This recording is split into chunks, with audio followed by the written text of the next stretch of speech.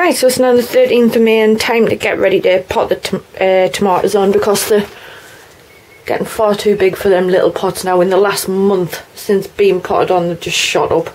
So time to sort them out, and I'm doing it slightly different this year.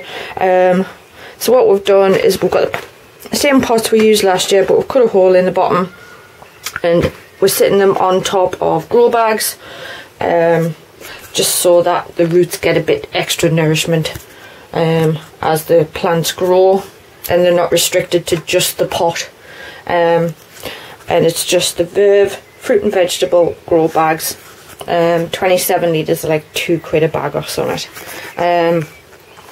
So right, all we've done is got the bottom of one of the pots like so, and cut round it with a Stanley knife, made the holes, and then sitting the pots on top, and I'll just show you that now. So get it just roughly in the middle, doesn't have to be perfect. Like so.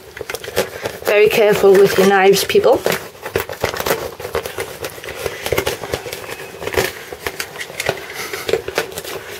Right.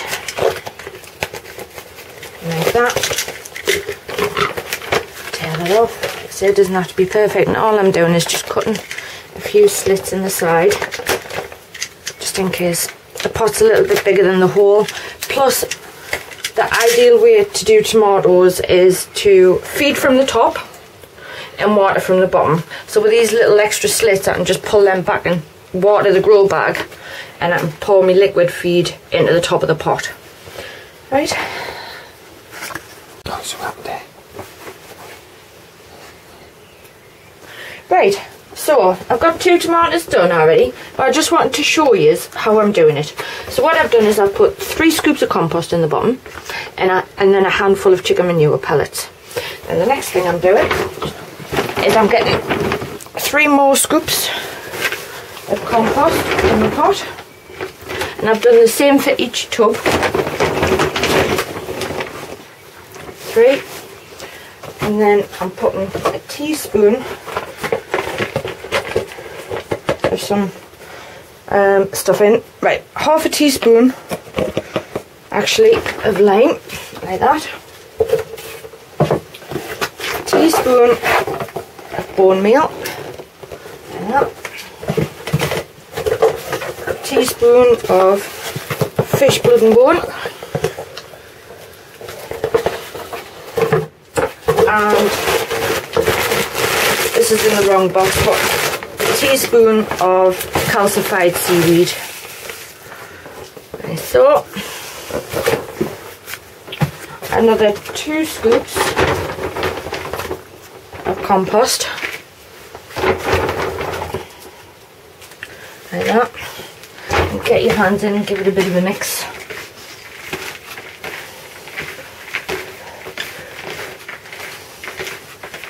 Like that. Spread it round, firm it down, and that should be there or thereabouts, just the right height. No, I need a little bit more in that one. Put your pot in, a smaller pot. A couple more scoops.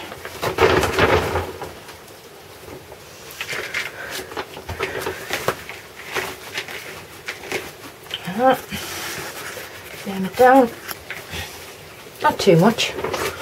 Right, and put your pot in the middle, and what I'm doing, just to make my life a bit easier, right, that's about in the middle, putting the compost around the pot, like so.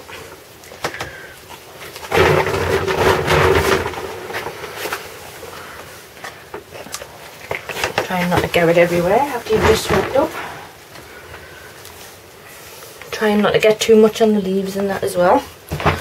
And just firm it down around the pot.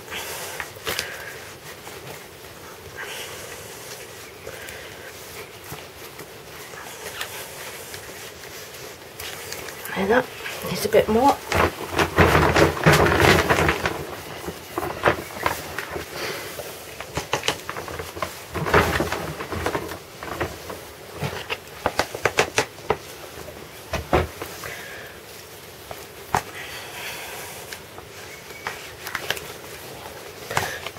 Firm that down, right up, Then once you've got to the top of your pot, just gently get a hold of it and wiggle it round. And then you've got the perfect size hole for your tomato. And you just squeeze your pot and see the roots were coming out the bottom there. That's a nice healthy root system on them. Perfect size. It just pops right in. Just firm it down. And if necessary, just put a bit more compost in, which I will do. I'll put another bit of a scoop in there. And that.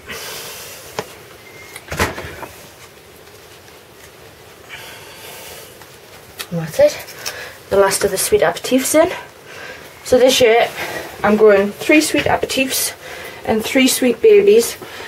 Last year I tried to squeeze as many in the greenhouse as I could, and this year instead of doing that I'm going for a less is more approach to see what happens, see what the difference is. So just 6 plants this year. So right, I'll get these done and then I'll give them a quick water, and then that's it for the night because it's getting dark now. We've been up the allotment all day and we still haven't had our tea yet, so I'll get that done and we'll see you next time. Right, so busy putting the string up for the tomatoes, and I've simply, hubby's wedged us a bit of wood along the top of the greenhouse there and put us some hook eyes in there, and all I've done is just tied some string and let it hang down. And on the pots I've just drilled a couple of holes either side and tied some string straight across, and I'm simply going to fix the string that's hanging down to this string here so that I can wind the tomatoes around the string as they grow. The reason I do it this way is I found that canes ineffective for tomatoes. The plants just fall over. They need to be held sturdy top to bottom. I found last year this was a pretty good way to do it, so I'm going to stick with this method. So I'll get that done and we'll come and have a look. Right, so that's that done. So I'll just show you. At the top, you've just got the string tied onto the hook. Comes down, quite taut but not stupid, and just tied to the bottom there. So as the plant grows, like I say, you can just wrap it round, and it's held top to bottom so it's not going to fall over, because I have seen them fall over before and it's not good. But that's all I'm done,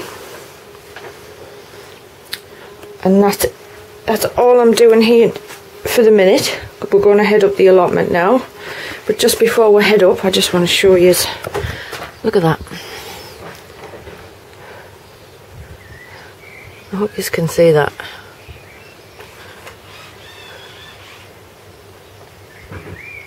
Fish. Not bothered by them at all.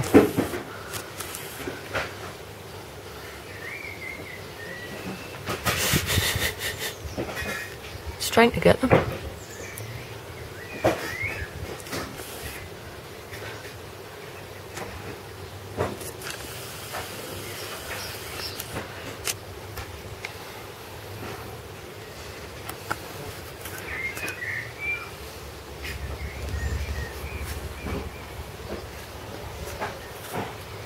And the flowers are open now as well.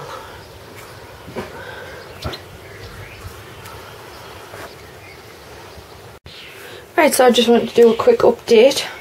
So far it's now the 19th of May, so we're not quite at the end of the month yet, but I've done a few odd jobs, nothing major, so I haven't recorded anything, but I just wanted to show you what I have done.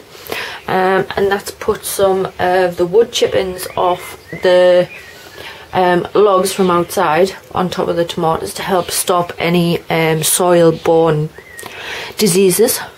So I've put them on top of the tomato and the cucumber. I've potted on the marigolds. These ones are staying in there in the greenhouse, and I've also put a couple of sunflowers in small pots, which I'm going to leave in the greenhouse. No luck with the ginger yet. I'm going to try again though. But since being potted on, which wasn't long ago, these tomatoes have just really come on. They look great. In fact, time to pinch a few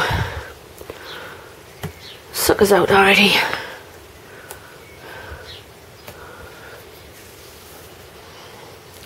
So I'm happy with those so far. Same with the cucumbers. Really starting to fill out now. Still got some marigolds left, which I'm going to put outside. And what I've just been busy doing is just having a clear up. Because what I'm going to do is this top shelf and this third shelf down, which is where the peppers are at the minute, I'm going to make those two shelves collapsible so there's more room in between the shelves for the peppers to grow, because I really need to get them potted on again now as well, into their bigger pots. But I don't just want to have them on the top shelf. I don't want them all too close together, so the foods are being moved back under there, and I need a, like I say, this top shelf and this shelf, the third one down, second one down, that's getting made collapsible. So when we're coming to do that, hopefully this week, we'll show you what we're doing and how we're doing it. It's going to be pretty tricky actually, because the shelves are actually fixed to the wall. So, but we'll just go have a quick look outside so you can see how things are coming on. I was in the greenhouse tidying before, and I turned around and there was a little robin having a bath in the pond, so I quickly got the camera out and got what I could, so I'll show you that at the end of the clip as well. Blueberries, some flowers are dying off, some are just coming on. It's looking pretty healthy. I don't think I'm going to have as many this year as I did last year, but never mind. Gooseberry also looking healthy, and a goji. Red currant, tons of little red currants in there. The first time I've ever had fruit off this, so that's quite exciting to see. The grape's starting to open its leaves now, so I'm going to have to watch this like a hawk from now on, because it really goes crazy. I need somewhere else for this to go, but at the minute I just don't have anywhere. And up here is looking nice and full again now.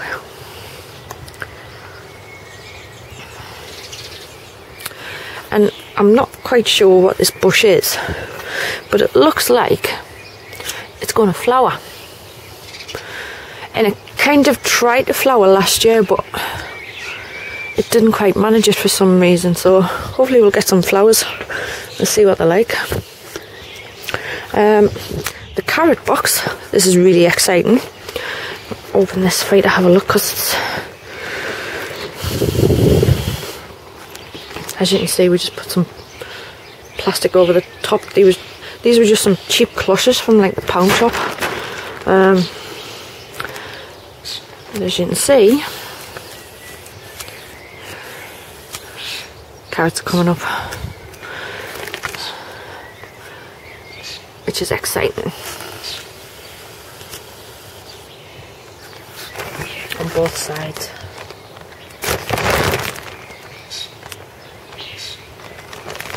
So that's exciting.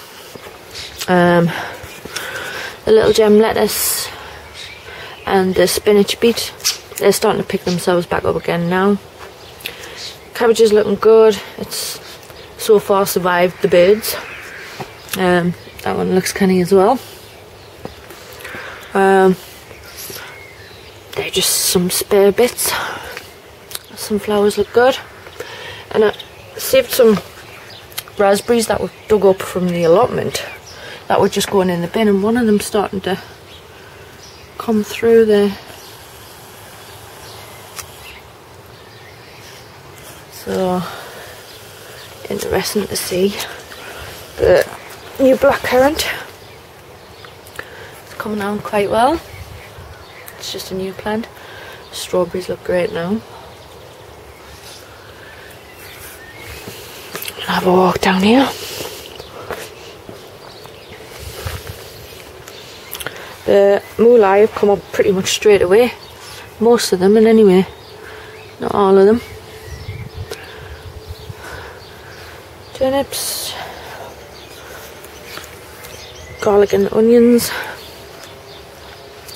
and there are some parsnips in here.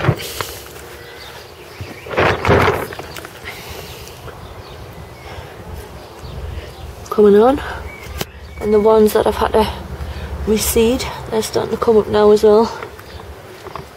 So let's see how we get on with that. Beetroot, it's picking itself back up now. It's starting to warm back up again, and the seeds I put in, it doesn't look like any's coming up yet. Oh, there's one. Peas are coming up now. Just starting to. But the good thing is there's been no sign of any mice activity, so that's good. And these have really got a hold now. And the runner beans that I put in as seeds, they're starting to come up, which I'm pleased about, because I put the planted ones in far too early and they got frost damage, as you can see there. So that was a shame, but as you can see the seedlings are coming up, so we should be good. Rhubarb, it's trying, bless it, but that one's having a go as well, but the other ones are really struggling. The potatoes, these buckets at the back are all Sarpo Mira. They're coming up now.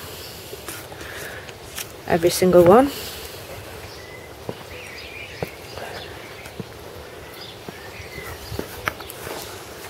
Them ones are the Charlottes, Rooster, Maris Piper, and Maris Piper, but that one's really struggling. Where the other ones are not. So not quite sure what's happening there. The herbs off last year are still trying. The mint's taking over that box. The fennel's hanging on. So is the parsley. The asparagus is ferning now.